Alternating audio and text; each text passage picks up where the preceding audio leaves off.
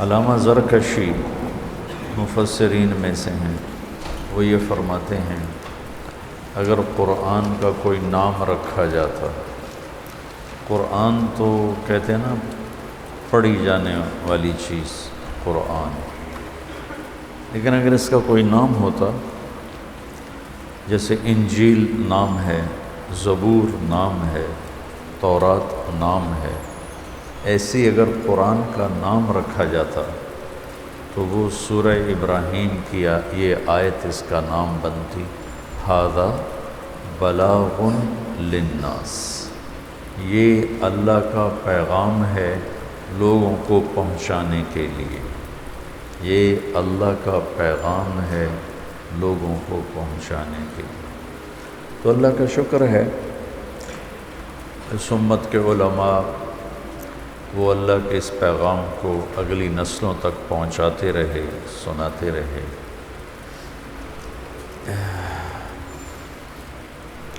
ایک کوتاہی میں پوری امت شریک ہے اور مجرم ہے کہ ہم آخری نبی کی آخری امت تھے، ہمیں اس پیغام کو لے کر پوری دنیا کے پاس جانا تھا اور انہیں سنانا تھا، یہ ہم نے چھوڑ دیا۔ اس لیے پچھلے 700 سال سے کوئی قوم اسلام میں داخل نہیں ہوئی، افراد داخل ہوئے ہیں، قوم آخری قوم جو اسلام میں داخل ہوئی وہ تاتاری ہے۔ اب اس کو چپ کراؤ، وہ تاتاری ہیں، آخری قوم جو اسلام میں داخل ہوئی۔ 656 ہجری میں بغداد کو ہلاکو خان نے تباہ کیا، تو اس کے 20 سال کے اندر ساری تاتاری قوم مسلمان ہوئی دعوت کے ذریعے سے۔ وہ ایک الگ کہانی ابھی میں نہیں سنانا چاہتا، لیکن اس کے بعد آج تک کوئی قوم پوری کی پوری اسلام میں آئی ہو، کوئی نہیں، کہ اس امت نے پہنچانے کا کام چھوڑ دیا۔ ھذا بلاغ للناس۔ آپس میں تو مدرسے بھی ہیں، خانقاہیں بھی ہیں، اور درس قرآن بھی ہیں، درس حدیث بھی ہیں، اور قرآن کی تفاسیر بھی ہیں، ہر زبان میں ہیں، خلاصے بھی ہیں، تفصیل بھی ہے، اجمال بھی ہے، بہت کام۔ لیکن یہ دنیا تک جانے والا جو تھا، ھذا بلاغ للمؤمنین تو نہیں نا، یہ پیغام ہے ایمان والوں کو سنانے کے لیے۔ اللہ کا فرمان ہے بلاغ للناس، یہ پیغام ہے لوگوں کو سنانے کے لیے۔ ہم بھی جو ابھی بیٹھے ہوئے ہیں تو آپس میں ایک دوسرے کو سنا رہے ہیں۔ تو خیر بہرحال میرے سر میں درد ہے، میں تمہید مختصر کر کے، کل پہلے پارے میں ایک بڑا اہم مضمون آیا تھا جو عبادت، ایمانیات اور معاشرت سے متعلق ہیں، کہ وَإِذْ أَخَذْنَا مِيثَاقَ بَنِي إِسْرَائِيلَ أَلَّا تَعْبُدُوا إِلَّا اللَّهَ۔ یہ آ گیا ایمان اور عبادات، کہ کسی بھی انسان کی کامیابی یا عزت یا بڑائی کے دو پر ہیں، دو پہلو ہیں۔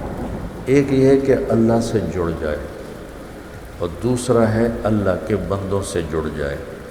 اللہ کے بندوں سے کٹے گا تو ایک پر ہے، پرواز نہیں، اللہ سے کٹے گا ایک پر ہے، پرواز نہیں، دونوں پروں سے اڑے گا تو پرواز ہے۔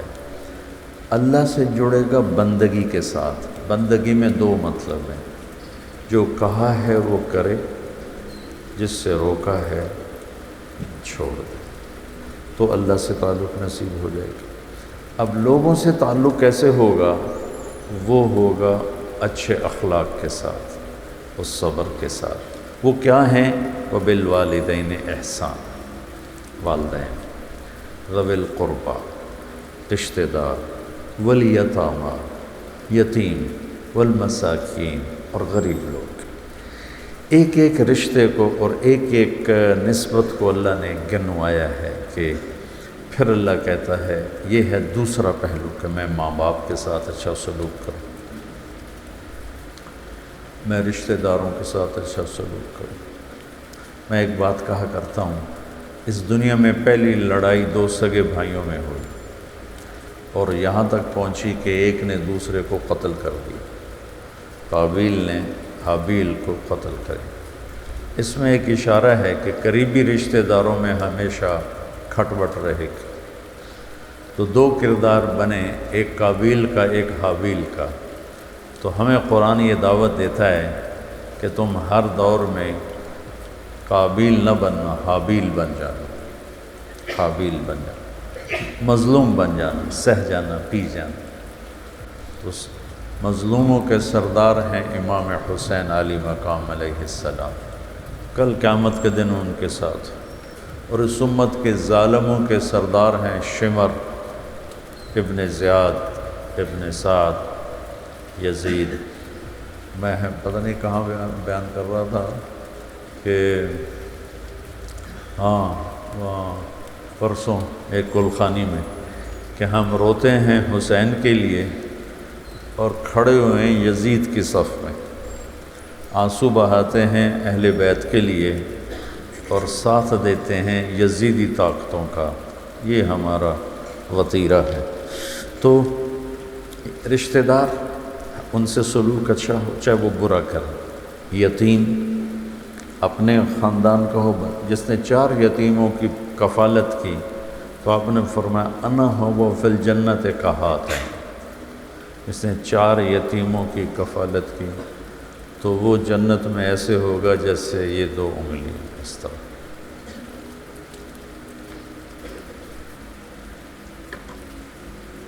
والمساکین، غریب لوگ۔ فقیر اسے کہتے ہیں جس کے پاس قوت و یوم، ایک دن کا کھانا ہو کل کا نہ ہو۔ مسکین اسے کہتے ہیں جس کی زندگی مسکین سکنہ سے ہے، سکنہ ٹھہر جانے کو کہتے ہیں کہ جس کی زندگی اسباب سے خالی ہو کر ٹھہر چکی ہو کہ ایک روٹی کا لقمہ بھی اس کے پاس کوئی نہ، اسے مسکین کہتے ہیں۔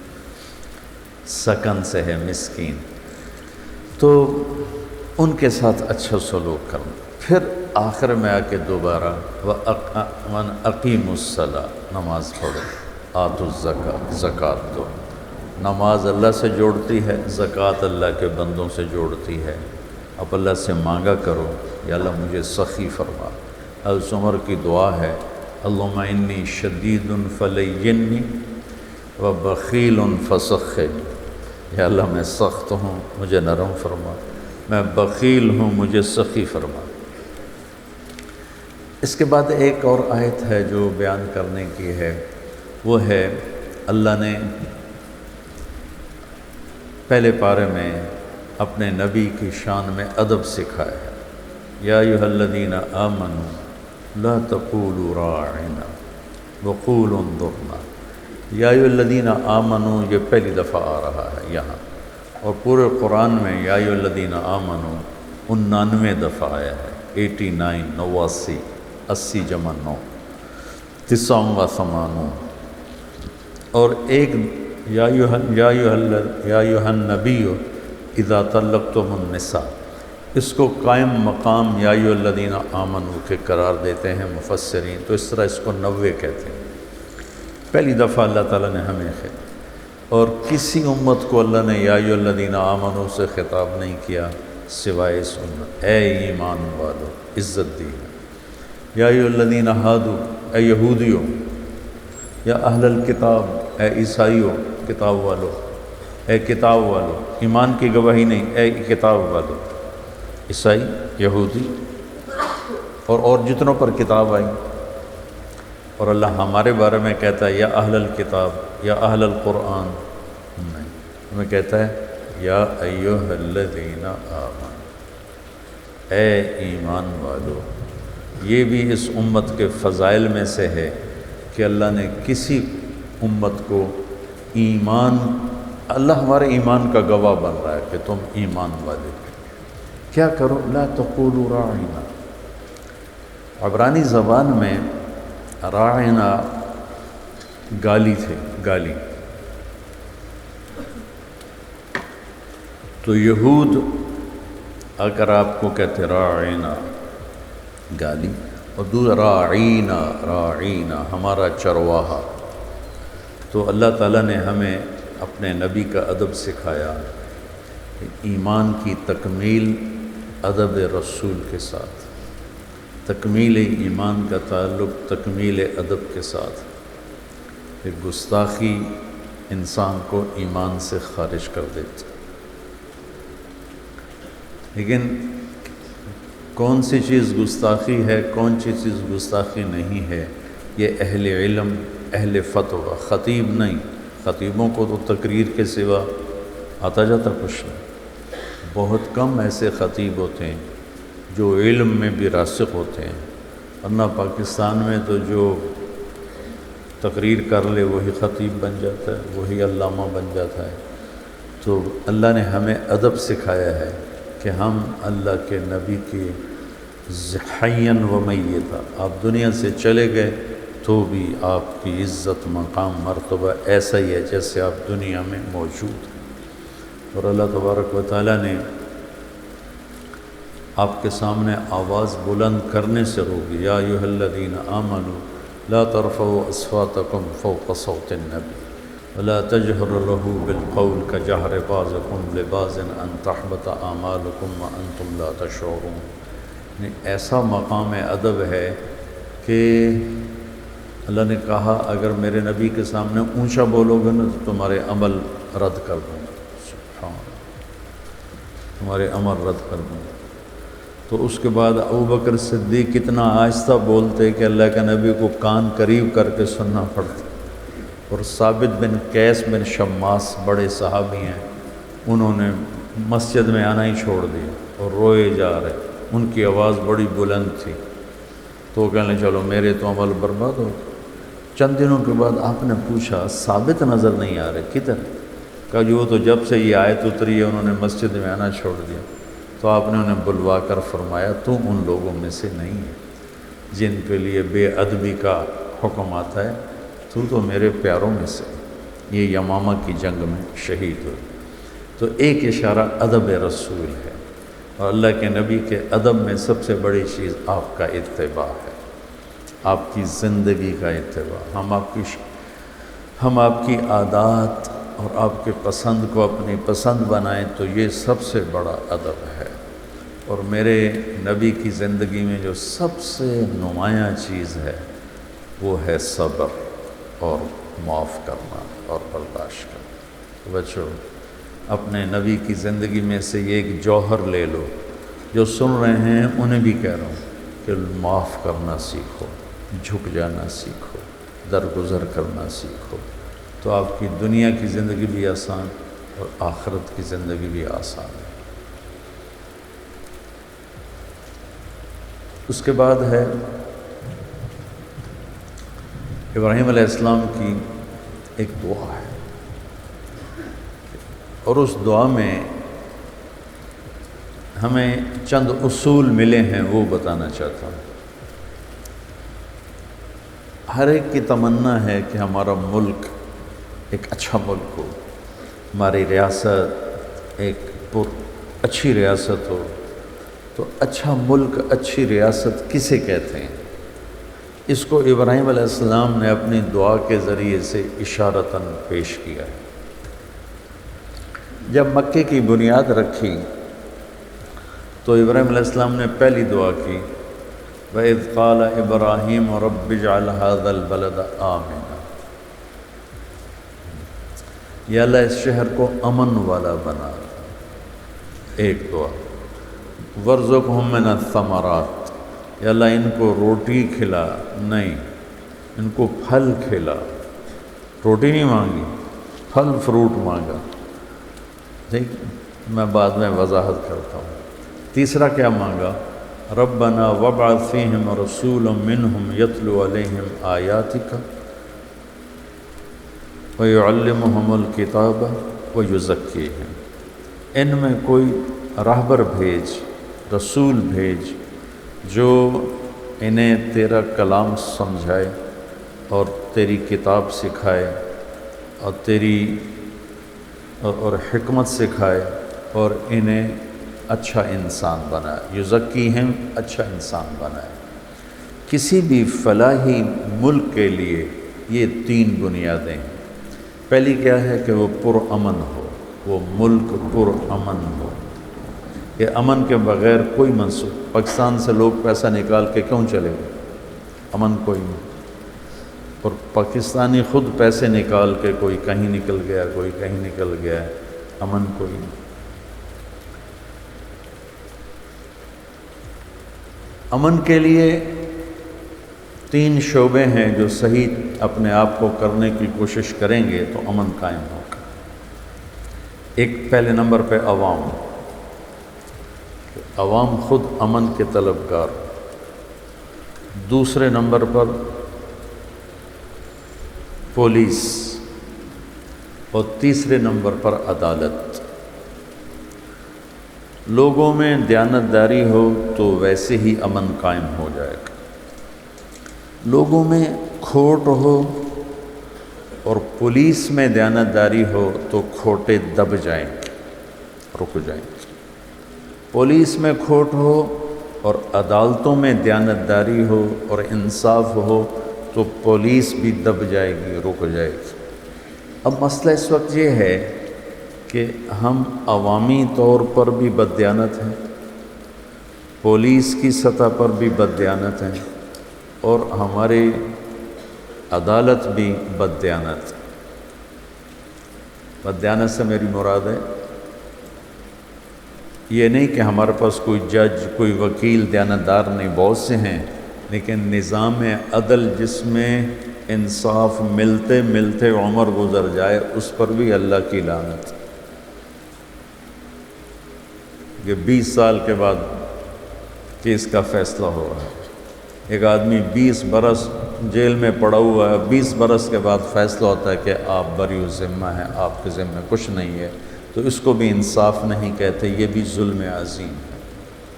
تو بچوں، پہلی چیز یہ ہے کہ عوام میں امن کی طلب ہو، اور امن کی طلب کے لیے میں کوئی قانون سے نہیں ہوگا، آپ سے ابتدا کرتا ہوں۔ آپ پوری دنیا کے لیے پرامن بن جاؤ۔ کبھی آپ نے سوچا السلام علیکم ورحمۃ اللہ، السلام علیکم ورحمۃ اللہ، ایک بات ہم ملتے ہیں السلام علیکم تو وعلیکم السلام۔ میرے نبی نے فرمایا جنت میں نہیں جا سکتے جب تک محبت نہ کرو، اور محبت نہیں کر سکتے، جنت میں نہیں جا سکتے جب تک ایمان نہ لاؤ، اور ایمان نہیں بن سکتا جب تک محبت نہ کرو، اور محبت بن نہیں سکتی جب تک ایک دوسرے کو سلام نہ کرو۔ اس کا عام مطلب یہ لیا جاتا ہے کہ ایک دوسرے کو السلام علیکم کہو، یہ بھی ٹھیک ہے، لیکن اس سے جو میں اس سے اگلا مطلب بیان کرنے لگا ہوں، السلام علیکم، آپ پر سلامتی ہو۔ ایک پیغام ہے کہ میرے بھائی، میں آپ کو کبھی کوئی دکھ نہیں پہنچاؤں گا، میں آپ کے لیے سلامتی ہی سلامتی ہوں، میری طرف سے آپ کو کوئی دکھ نہیں پہنچے گا۔ سبحان اللہ، کیا کمال۔ السلام علیکم، ادھر جتنے نمازی ہیں بھائی، تم سب کو میری طرف سے سلام ہو، میں تمہارے لیے سلامتی ہوں، کوئی دکھ نہیں پہنچاؤں گا۔ السلام علیکم بھائی، آپ جتنے اس طرف بیٹھے ہو، آپ سب کو میرا سلام ہو، میری طرف سے آپ کو کوئی دکھ نہیں پہنچے گا۔ ہم میں ہر فرد دوسرے کے لیے امن بن جائے۔ کوئی ایسا میرے بچوں شعبہ نہیں ہے کہ حکومت ہاتھ میں آئے گی تو دین آ جائے گا۔ دین ایک صفت ہے جو سیکھنے سے حاصل ہوتی ہے۔ دیکھو نا، میں ابھی اعلان کروں کہ تم سب کل تک سب بخاری کے حافظ بن جاؤ، جو نہیں بنے گا اس کا سر کاٹ دوں گا، بن سکو گے؟ نہیں۔ میں اعلان کروں کل تک سارے بخاری شریف کے حافظ بن جاؤ تو ایک ایک کو 10-10 کروڑ انعام دوں گا، بن جاؤ گے؟ نہیں۔ میں تمہارے پاؤں پکڑ لوں، تم میرے شاگرد ہو، میرے بچے ہو، کل تک مجھے بخاری کا حافظ بن کے دکھا دو، میری منتوں سے تم بن جاؤ گے؟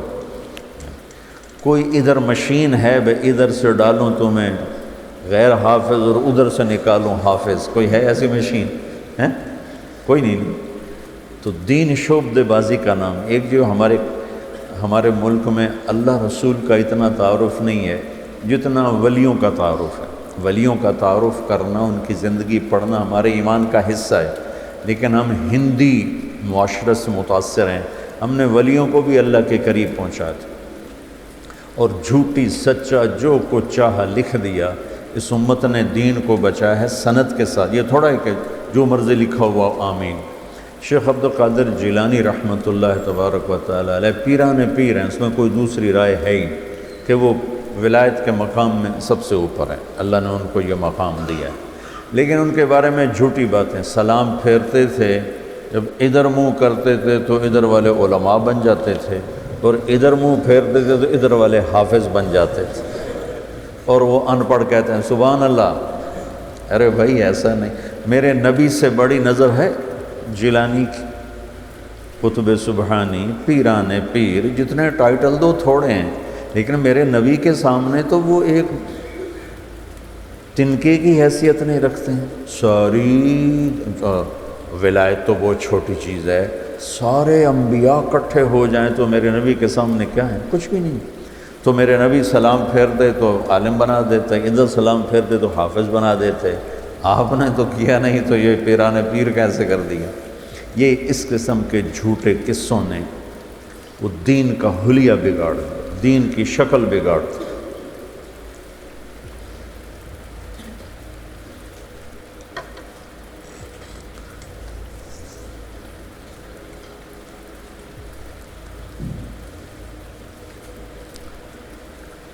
ہم ایک دوسرے کے لیے امن بنیں، سلامتی بنیں، پر امن بن جائیں تو معاشرے میں تبدیلی آنی شروع ہو جائے۔ کوئی ایسا پھوکا نہیں، دم نہیں، درود نہیں، حکومت نہیں۔ میرے نبی نے کس طرح آہستہ آہستہ آہستہ 23 سال میں امت بنائی، آتے ہی نہیں ایک نظر ڈالو اور یہ ہو جائے وہ ہو جائے، یہ سب ایسی کچی باتیں ہیں۔ نظر کا اثر ہے، صحبت کا اثر ہے، صحبت کی تاثیر ہے، کوئی شک نہیں۔ نظر پڑھ کے لوگوں کی زندگیاں پلٹ جاتی ہیں، کوئی شک نہیں، لیکن اس کو بچانے کے لیے، اس زندگی پہ باقی رہنے کے لیے جان مارنی پڑتی ہے، تب جا کے وہ باقی رہتا ہے، ورنہ یوں ہاتھوں سے اڑ جاتا ہے۔ تو اس ملک کو اگر ہم پرامن بنانا چاہتے ہیں تو آپ پرامن ہو جائیں، اور آپ کے لیے پرامن ہونے کی بات یہ ہے کہ فرقہ واریت کی آگ لگانا چھوڑ دو۔ ہم نے علماء دیوبند سے پڑھا ہے، ہم ان کی تحقیق پر راضی ہیں، مطمئن ہیں، لیکن ہم باقی تمام مکاتب فکر کے علماء کی اور ان کی ترجیحات کی عزت کرتے ہیں، احترام کرتے ہیں، اور ان کو ہم مسلمان سمجھ کر اپنا بھائی سمجھتے ہیں۔ وہ ہمیں کافر کہیں تو ہم انہیں معذور سمجھتے ہیں، وہ ہمیں گستاخ رسول کہیں تو ہم انہیں معذور سمجھتے ہیں، وہ ہمارے سلام کا جواب بھی نہیں دیتے، ہم انہیں معذور سمجھتے ہیں کہ ان کو ہمارے بارے میں غلط فہمی ہے۔ اس غلط فہمی کو ہم ضد کے ساتھ دور نہیں کریں گے، محبت کے ساتھ دور کریں۔ گالی کا جواب گالی نہیں ہوتا۔ مولانا اسعد بن حسین احمد مدنی، ٹھیک ہے، سمجھ میں آ گیا نام؟ 1972 میں پاکستان آئے۔ میں رائمنڈ سے پہلے تو لمبے پڑھتا رہا، جو اب ہمارے پاس ہے مدرسہ۔ وہ ملتان آئے تو ہم سارے گئے ان کا بیان سننے۔ 70 کی دہائی خطابت کا سورج چمک رہا تھا، اب تو خطیب ہی کوئی نہیں رہے، خطابت مجمع لگ جاتے تھے، تو سارے خطیب سامنے بیٹھے تھے، پہلی رو میں سب بڑے بڑے خطیب، ہماری زبان میں کہتے ہیں ٹھکن خطیب، بڑا ٹھکن ذمہ دار، بڑا ٹھکن پہلوان، سارے ضیاء القاسمی، عبد المجید ندیم اور عبد الشکور دین پوری، لقمان علی پوری، اور سارے۔ تو سنو، مجھے دیکھو، انہوں نے یوں گل کر، جتنا تم لوگوں نے ہمیں نقصان پہنچایا ہے اتنا غیروں نے بھی نہیں پہنچایا۔ میں گواہ ہوں، سمعتہ اذنایا ووعاہ قلبی، میرے کانوں نے سنا، میری آنکھوں نے دیکھا، میرے دل نے اس کو محفوظ کیا، جتنا تم لوگوں نے ہمیں نقصان پہنچایا ہے اتنا غیروں نے بھی نہیں، کہ تم گالی کا جواب گالی سے دیتے ہو اور ہمارے اکابر گالی کا جواب دعا سے دیتے تھے۔ یہ تم میں چاہتا ہوں، ہم اس ملک میں پرامن بن جائیں، غیبت چھوڑ دیں، جھوٹ چھوڑ دیں، بددیانتی چھوڑ دیں، تاجر ہیں ملاوٹ چھوڑ دیں، کھوٹ چھوڑ دیں، افسر ہیں رشوت چھوڑ دیں، حکومت کو لوٹنا چھوڑ دیں، لوگوں کو لوٹنا چھوڑ دیں، مزدور ہیں اپنی مزدوری میں ڈنڈی نہ ماریں، مستری ہیں وہ مستری ہی کیا جو ایک دن کا کام ایک مہینے میں نہ کرے، یہ ان مستریوں میں مشہور ہے۔ تو مستری وہ جڑا ایک دن دا کام ایک مہینے چ کرے۔ تو جس شعبے سے متعلق ہیں سچائی، دیانتداری، انصاف، اس کو لے آئیں۔ تو ہم اپنی ذات سے شروع کریں، ملک پرامن ہوگا تو آگے نظام چلے گا۔ جب ہم پرامن ہوں گے تو 1/3 معاملہ نہیں بلکہ 1/2 معاملہ حل ہو جائے، چونکہ اب تو پولیس کو غلط راستوں پہ عوام چلاتے، جھوٹے مقدمے درج کراتے، جھوٹے پرچے کرواتے، قتل کے مقدمے میں بے گناہوں کے نام لکھ دیتے۔ تو ہم پولیس والا کوئی سن رہا ہے تو غلط FIR کاٹنا چھوڑ دے، کوئی وکیل سن رہا ہے تو وہ غلط مقدمے لینا چھوڑ دے، کوئی جج سن رہا ہے تو اپنے قلم کو بیچے نہیں، ان قریب اس کے قلم کی قیمت اللہ لگائے گا کہ ایک دن کا عدل 60 سال کی عبادت کے برابر ہے۔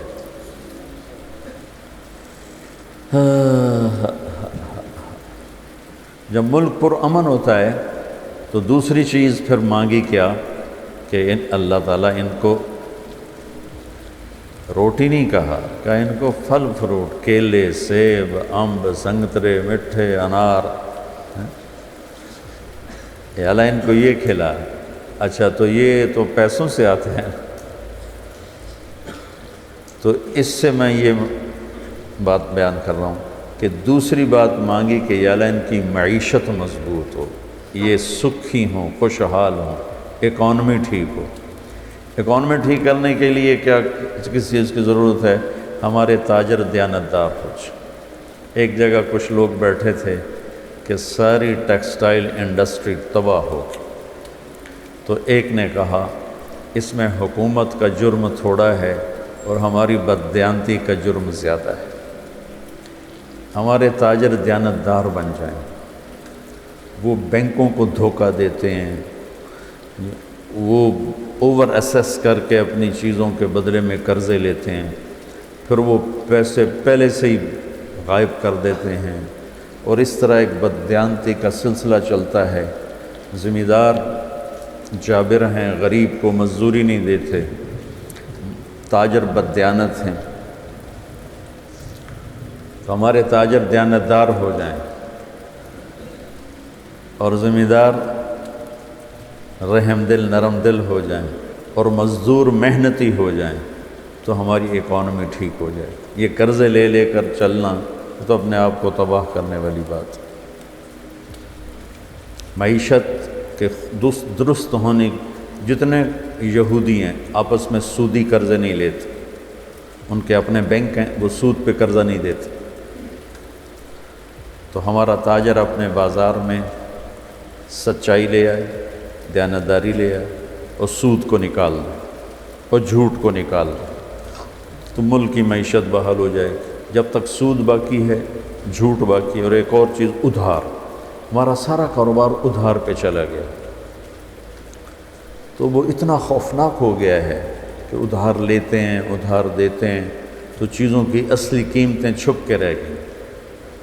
تو معیشت کو مضبوط بنانے کے لیے دیانتداری، سچائی، سود سے پاک، سٹے سے پاک، جوئے سے پاک اور ادھار سے پاک جب کاروبار ہوگا تو معیشت مضبوط ہو جائے گی۔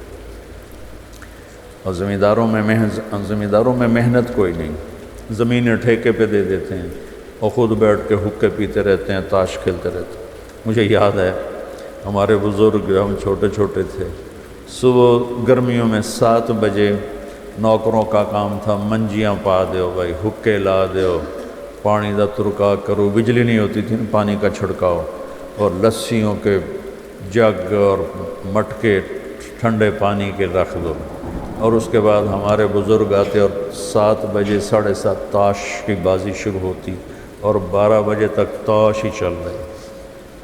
12 بجے جا کے روٹیاں کھاتے، روٹی کھا کے کوئی تھوڑی دیر وہاں لیٹتے، 2 بجے آ کر پھر تاش کی بازی چلتی اور مغرب کی نماز تک چلتی۔ ان حضرات مٹی تے سوا کرنی سے، تو جہاں ذمہ دار ایسے ہوں وہاں معیشت کہاں سے ابھرے گی؟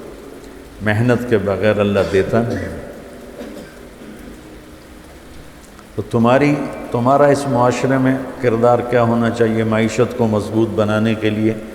کہ تم لوگوں کو سود کے بغیر معیشت سمجھاؤ، سچ بولنے پر معیشت کے نفع سمجھاؤ، دیانتداری پر معیشت کے نفع سمجھاؤ۔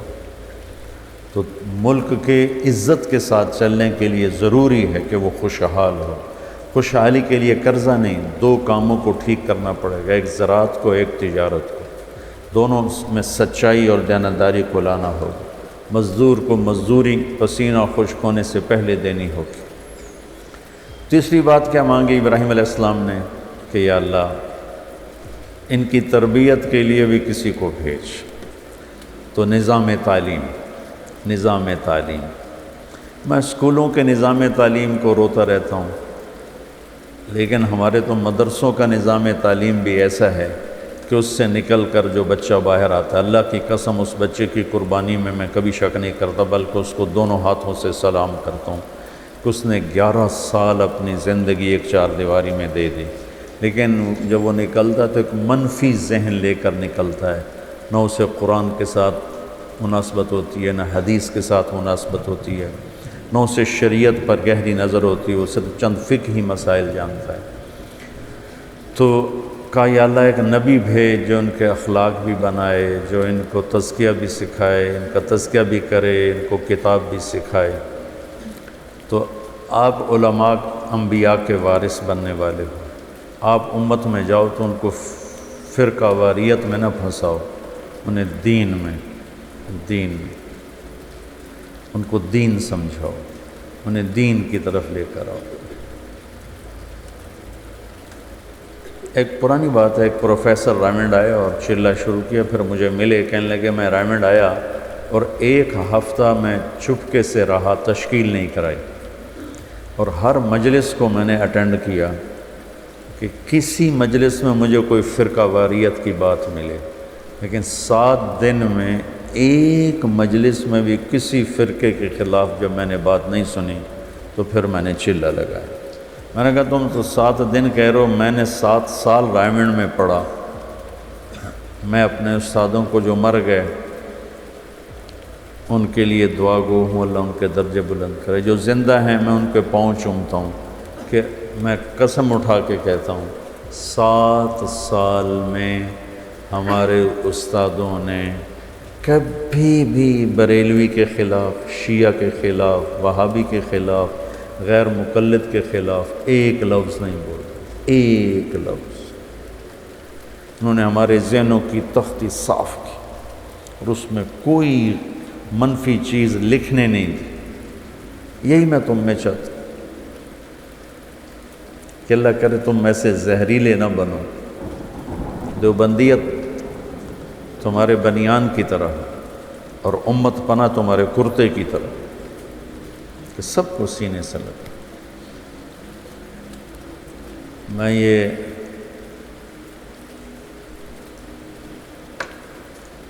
جو ہمارے پہلے سال پہلی جماعت تھی، مولوی عدنان صاحب سے 1 سال پہلے، مولوی مسعود صاحب ہوتے ہیں وہاں پڑھاتے ہیں، مولوی اسرار وہ ہمارے گاؤں میں پڑھاتے ہیں، میں انہیں سبق پڑھانے ان کے کمرے میں گیا، یہ ادھر پہلا کمرہ ہے، تو تاریخ میرا ذوق ہے، میں پاگلوں کی طرح تاریخ پڑھتا ہوں۔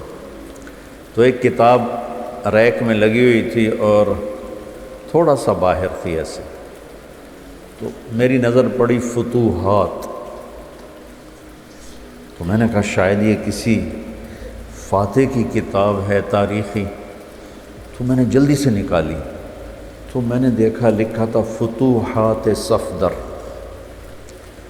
تو نیچے میں نے پڑھا نہیں، تو میرے جی میں آیا کہ صفدر تو کوئی فاتح نہیں گزرا، کیونکہ دنیا کے جتنے بڑے فاتح ہیں اللہ کا فضل ہے، مجھے ان کے نام یاد ہیں۔ ان کی چنگیز خان کی بیوی کا نام برتائی بیگم تھا، ہلاکو خان کی بیوی کا نام دخوزہ تھا، اور ہلاکو کے بڑے بیٹے کا نام تھا جوجی، وہ حرام کا تھا لیکن اس نے اس کو سلطنت میں حصہ دیا، اور چھوٹے کا نام تھا اغدائی، اور اس سے چھوٹا تھا چغتائی، اس سے چھوٹا تھا طولوئی، اور جوجی کا بیٹا تھا اباکا، اور اباکا کا بیٹا تھا برکا، مجھے یوں ان کے نام یاد۔ تو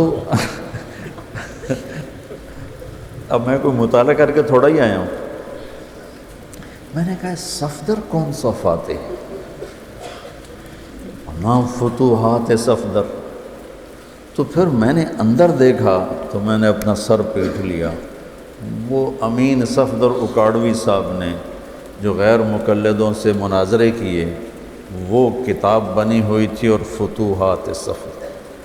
اگر سبحان اللہ، واہ واہ، کیا علم ہے کہ مسلمانوں سے لڑائی کو فتوحات۔ بھلا مناظرے کرنا بھی کوئی دین کا کام؟ مناظرے کرنا تو نری کی نری تباہی اور بربادی کا کام، چونکہ ہمارے علماء تاریخ نہیں پڑھتے، اور ان کو واہ واہ کرنے والے ہر جگہ مل جاتے ہیں، اور واہ واہ کرنے والوں کا تو حال ہی ہے۔ ایک پیر صاحب سے ہم ملنے گئے، بڑے پیر صاحب، لاکھوں مرید، اور بڑے نیک، ایسا نہیں کہ کوئی جاہل، بڑے عالم فاضل۔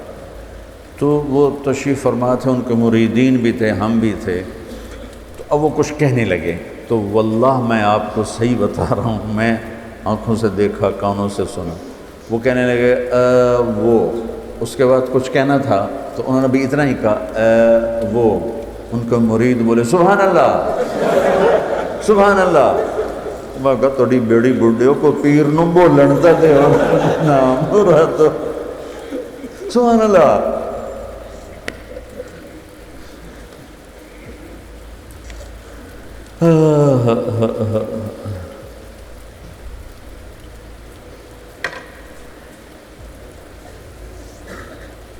تو کسی ملک کی جو ایک فلاحی شکل ہے وہ ان تین چیزوں سے بنتی ہے، امن ہو، معیشت ہو، اور تربیت ہو۔ ہمارے جو دینی مدارس ہیں ان میں بھی تربیت کوئی نہیں رہی، اور اسکول کالج تو کاروباری ادارے ہیں، وہ کوئی تربیتی ادارے کوئی نہیں ہیں، اور والدین ایسے پاگل ہیں کہ اپنی اولاد کو پڑھائی پڑھائی پڑھائی پڑھائی پڑھائی، اور اس پوزیشن لو پوزیشن لو پوزیشن لو، بچے نفسیاتی مریض ہو، کئی بچے خودکشی کرنے کے اخباروں میں آتے ہیں کہ وہ ٹیسٹ کلیئر نہیں کر سکا، اس نے اپنے آپ کو مار لیا، کہ ماں باپ کا اتنا اندھا دھند پریشر ہوتا ہے۔ رزق بیٹا پڑھائیوں پر نہیں، ماتھے پر، اور دن رات کے واقع دنیا دیکھی، ان پڑھ لوگ کروڑوں اربوں روپے کے کاروبار کر رہے ہیں، اور بڑے بڑی ڈگریوں والے ان کی نوکریاں کر رہے ہیں۔ تو والدین سے کہتا ہوں کہ اپنے بچوں کو ٹائم دو، اگر اپنے بچے کو اچھا انسان بنانا چاہتے ہو، پہلے 10 سال ان کو دے دو، باقی ساری زندگی وہ تمہیں دے دیں گے۔ تو یہ چند باتیں اور بھی ہیں، لیکن آج میرا سر ساتھ نہیں دے رہا، تو آج اسی پہ اکتفا کرتے ہیں کہ ابراہیم علیہ السلام نے ایک خاکہ پیش کیا ہے کہ اچھا ملک کسے کہتے ہیں، امن ہو، اکانومی ہو، علم ہو، تربیت۔ اللہم لک الحمد کما انت اہلہ، وصلی علی محمد کما انت اہلہ، وفعل بنا ما انت اہلہ، انک اہل التقوی و اہل المغفرہ۔ یا اللہ، یہ ہمارے درس کا سلسلہ ہمت دے، یا اللہ سر درد رکاوٹ بن رہا ہے، اے اللہ میرے سر درد کو دور فرما اور اسے پورا کرنے کی توفیق عطا فرما۔ ہمارے ان بچوں کو اور جو بھی سن رہے ہیں، جو ہمارے مدارس میں سن رہے ہیں یا باہر سن رہے ہیں، ان سب کو رمضان کی برکتیں نصیب فرما، پوری امت کو نصیب فرما۔ پوری امت کو رمضان کی قدردانی نصیب فرما، اس رمضان کو امت کی ہدایت کا، عزت کا، بلندی کا ذریعہ وسیلہ بنا۔ جہاں جہاں تیرے محبوب کی امت کٹ پٹ کے گئی، ٹکڑے ٹکڑے ہو گئی، انہیں دوبارہ اپنے گھروں میں واپس پہنچا، ان کو عزت والا رزق دے، محفوظ زندگی عطا فرما۔ یا اللہ تو ہم سے، ان سب سے، سننے والوں سے راضی ہو جا، آمین۔ اللہ تعالیٰ نے اس پوری دنیا کو بنایا اور اس پوری کائنات کو ایک سسٹم اور ایک نظام کے تحت جوڑا۔ اللہ تعالیٰ نے لوگوں کی ہدایت کے لیے قرآن مقدس کو اپنے پیغمبر محمد صلی اللہ علیہ وسلم کے سینے مبارک پر نازل فرمایا اور حکم دیا، اے میرے پاک نبی صلی اللہ علیہ وسلم، آپ قرآن کے پیغام کو لوگوں تک واضح انداز میں پیش فرما دیں۔ چنانچہ اللہ کے نبی صلی اللہ علیہ وسلم نے پوری وضاحت کے ساتھ، پورے دلائل کے ساتھ اللہ کے اس پیغام کو امت تک پہنچایا۔ جب اللہ کے نبی صلی اللہ علیہ وسلم کا آخری حج تھا، حجۃ الوداع کا موقع تھا، تو اس وقت اللہ کے نبی صلی اللہ علیہ وسلم اس وقت جتنے لوگ موجود تھے تمام لوگوں سے کہا تھا کہ کیا میں نے تمہیں اللہ کا دین پہنچا دیا؟ تو تمام لوگوں نے بیک وقت زبان یہ کہا کہ یا رسول اللہ، بے شک آپ نے اللہ کا پیغام ہم تک پہنچا دیا۔ چنانچہ اللہ کے نبی صلی اللہ علیہ وسلم نے اس طرح اللہ کا پیغام امت تک پہنچایا۔ اب امت کی ذمہ داری ہے کہ وہ اللہ کے اس پیغام کو اللہ کے ان بندوں تک پہنچائے جہاں تک یہ پیغام نہ پہنچا ہو۔ اور اللہ کا یہ شکر ہے، بے پناہ شکر احسان ہے کہ اللہ تعالیٰ نے اس امت میں ایسے ایسے افراد پیدا کیے، اس امت میں اللہ تعالیٰ نے ایسے ایسے لوگوں کو پیدا کیا جن لوگوں نے اپنا تن من دھن قربان کر کے اللہ کے پیغام کو عام کرنے کی کوشش کی۔ آپ اندازہ کیجئے کہ جتنے ترجمے آج قرآن شریف کے موجود ہیں اتنے ترجمے کسی بھی کتاب کے موجود نہیں ہیں۔ قرآن پاک کا ترجمہ، قرآن پاک کی تشریحات و تفسیر دنیا کی ہر زبان میں موجود ہے، اردو، ہندی، عربی، انگریزی یا دوسری جو بھی زبانیں ہیں، تمام زبانوں میں یہ کتاب کا ترجمہ موجود ہے۔ یعنی کہ اس کا ہمارے اسلام کے ماننے والوں نے یہ خدمت انجام دی ہے۔ اللہ تعالیٰ سے یہ دعا کرنا چاہیے کہ اللہ تعالیٰ اس کے دلائل کو عام فرمائے تاکہ ہدایت عام ہو جائے، کیونکہ اللہ تعالیٰ کی کتاب بالکل پاک ہے، اللہ کی کتاب برحق ہے، اللہ کی کتاب سچ ہے۔ اللہ کی کتاب میں بیان کی ہوئی تمام باتیں دو دو چار کی طرح پرفیکٹ ہیں، اس میں کہیں بھی کسی بھی طرح شک کرنے کی کوئی گنجائش نہیں ہے۔ اللہ تعالیٰ تمام باتوں کو دلائل کے ساتھ سمجھاتا ہے۔ مثال لیجیے، اللہ تعالیٰ نے قرآن مقدس کے پارہ نمبر 13 سورہ رعد میں کتنی بہترین انداز میں اپنی توحید کو سمجھایا ہے۔ اللہ تعالیٰ فرماتے ہیں، اللہ یعلم ما تحمل کل انثی وما تغیض الارحام وما تزداد وکل شیء عندہ بمقدار، کہ اللہ کی ذات وہ ذات ہے جو وہی جانتا ہے کہ ماں کے پیٹ میں کیا ہے، یعنی کہ جو اندر ہے اس کی ولادت کب ہوگی، کتنے دنوں میں ہوگی، وہ اندر رہنے والا نیک بخت ہے، بدبخت ہے، یا اول مرحلے میں شروع میں جب نطفہ قرار پاتا ہے اسی وقت اب وہ لڑکا بنے گا یا لڑکی بنے گی، اس کا علم پورا اللہ تعالیٰ کے پاس ہے۔ اور تمام چیزوں کا علم اللہ کو ہے، عالم الغیب والشہادہ۔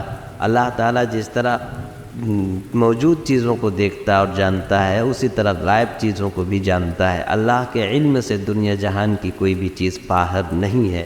پہلے اللہ تعالیٰ نے اپنی طاقت، اپنی قدرت اور اپنی ان چیزوں کو سمجھانے کے بعد اللہ تعالیٰ نے کہا کہ سواء منکم من اسر القول ومن جہر به ومن هو مستخف باللیل وسارب بالنہار، اگر کوئی رات کی تاریکی میں کوئی بات کہے یا کوئی کام کرے، یا دن کے اجالے میں کوئی کام کرے یا بات کہے، اللہ کی نگاہ میں رات اور دن کا عمل بالکل برابر ہے۔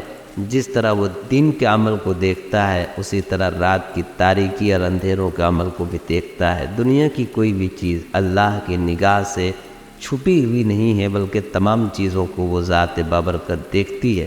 آگے اللہ تعالیٰ نے بیان فرمایا، لَهُ مُعَقِّبَاتٌ مِّن بَيْنِ يَدَيْهِ وَمِن خَلْفِهِ يَحْفَظُونَهُ مِنْ أَمْرِ اللَّهِ، کہ اللہ تعالیٰ نے تمام انسانوں کی حفاظت کے لیے فرشتوں کو مقرر کر رکھا ہے، جو فرشتے انسانوں کے ساتھ رہتے ہیں، اور پھر فرشتوں میں ایک ترتیب لگا دی ہے کہ باری باری آتے جاتے رہتے ہیں۔ ایک جماعت جو فجر میں آتی ہے وہ عصر میں چلی جاتی ہے، جو جماعت عصر میں آتی ہے وہ فجر میں چلی جاتی ہے، اور انسانوں کے عمل کو اللہ کی بارگاہ میں پیش کرتی ہے۔ اور اللہ تعالیٰ نے ایک اصول بیان فرما دیا، ان اللہ لا یغیر ما بقوم حتی یغیروا ما بانفسہم۔ یہ جو فرشتوں کا نظام ہے جو لوگوں کو مصیبتوں سے بچاتے ہیں، اللہ کے حکم سے اللہ کے بندوں کی اور انسانوں کی حفاظت کرتے رہتے ہیں۔ انسان اس سے ایسا نہ سمجھے کہ میں کچھ بھی کروں گا تو مجھ کو پکڑ نہیں ہوگی۔ اللہ تعالیٰ بیان فرماتے ہیں جو خود برائی کرتے ہیں تو پھر وہ خود مصیبت میں پڑ جاتے ہیں، اور جو قوم اپنے آپ کو نہیں بدلتی تو اللہ تعالیٰ ایسے قوم کو نہیں بدلتا۔ اللہ تعالیٰ نے یہ بات یہاں پر ارشاد فرمائی، لا یغیر بقوم حتی یغیروا ما بانفسہم وَإِذَا أَرَادَ اللَّهُ بِقَوْمٍ سُوءًا فَلَا مَرَدَّ لَهُ وَمَا لَهُم مِّن دُونِهِ مِن وَالٍ۔ اور جب اللہ تعالیٰ کسی قوم کے بارے میں کوئی مصیبت کا فیصلہ کر لے تو دنیا کی کوئی طاقت نہیں بچا سکتی، صرف اللہ ہے جو یہ بچانے کی طاقت رکھتے ہیں۔ آگے اللہ تعالیٰ نے پھر اپنی توحید کا پیغام دیا اور یہ بتایا، هُوَ الَّذِي يُرِيكُمُ الْبَرْقَ خَوْفًا وَطَمَعًا وَيُنْشِئُ السَّحَابَ الثِّقَالَ۔ وہ پروردگار عالم جو بادلوں کو اکٹھا کرتا ہے، بادلوں کو بلند کرتا ہے، پھر اس میں بجلی کی چمک پیدا کرتا ہے، اور وہ بجلی کی چمک وَيُسَبِّحُ الرَّعْدُ بِحَمْدِهِ وَالْمَلَائِكَةُ مِنْ خِيفَتِهِ، وہ بجلی کی چمک اللہ کی تسبیح بیان کرتی ہے، اللہ کی بڑائی بیان کرتی ہے، اور فرشتے بھی اللہ کی بڑائی بیان کرتے ہیں، اور اللہ تعالیٰ وہ جو بجلی ہے اس کو وہاں گراتے ہیں جہاں اللہ کی مشیت ہوتی ہے، جہاں اللہ کی مرضی ہوتی ہے، جہاں وہ چاہتا ہے اسے وہ گرا دیتا ہے۔ لَهُ دَعْوَةُ الْحَقِّ وَالَّذِينَ لَا يَدْعُونَ مِن دُونِهِ۔ سچی پکار اللہ کی پکار ہے، سچی بات اللہ کی بات ہے، سچائی کا راستہ اللہ کا راستہ ہے، اور جو لوگ اللہ کو چھوڑ کر دوسرے لوگوں کو پکارتے ہیں ان کا پکارنا تو بے فائدہ ہے، کیونکہ اللہ کو چھوڑ کر جن کے سامنے یہ مرادیں مانگتے ہیں وہ تو نہ تو ان کی سن سکتے ہیں اور نہ ان کی مرادیں پوری کر سکتے ہیں، بلکہ ان کے سامنے سر جھکانا بے وقوفی اور حماقت کے سوا کچھ نہیں۔ اللہ نے مثال سے سمجھایا، إِلَّا كَبَاسِطِ كَفَّيْهِ إِلَى الْمَاءِ لِيَبْلُغَ فَاهُ وَمَا هُوَ بِبَالِغِهِ۔ اللہ کو چھوڑ کر دوسروں کے سامنے ہاتھ پھیلانے، ان کے سامنے سر جھکانا ایسا ہی ہے جیسے کوئی پیاسا آدمی پانی کے آگے ہاتھ پھیلا دے اور یہ سمجھے کہ وہ پانی خود بخود اس کے پیٹ میں چلا جائے۔ پانی خود بخود اس کے پیٹ میں جا نہیں سکتا، آدمی کا ایسا سوچنا بیکار جائے گا۔ ٹھیک اسی طرح اللہ کے علاوہ کسی اور کو پکارنے سے عبادت حاصل نہیں ہوگی، اور اس دنیا کے بنانے والے خالق و مالک کی قربت حاصل نہیں ہوگی۔ اللہ کے سوا دوسروں کو پکارنا بالکل بے فائدہ ہے اور بالگمراہی کا راستہ ہے۔ اللہ تعالیٰ اس انداز سے اپنی توحید کو سمجھاتے ہیں۔ اللہ تعالیٰ سے دعا ہے کہ قرآن مقدس کے ایک ایک آیت پر عمل پیرا ہونے کی توفیق عطا فرمائے، اور اللہ سعادت دارین کی دولت سے ہمکنار کرے۔ سبسکرائب کریں ہمارے چینل لائٹ ٹو ہیومینٹی کو، کلک کریں بیل آئیکن پہ جس سے ہر ایک نوٹیفیکیشن آپ کو ملتی رہے۔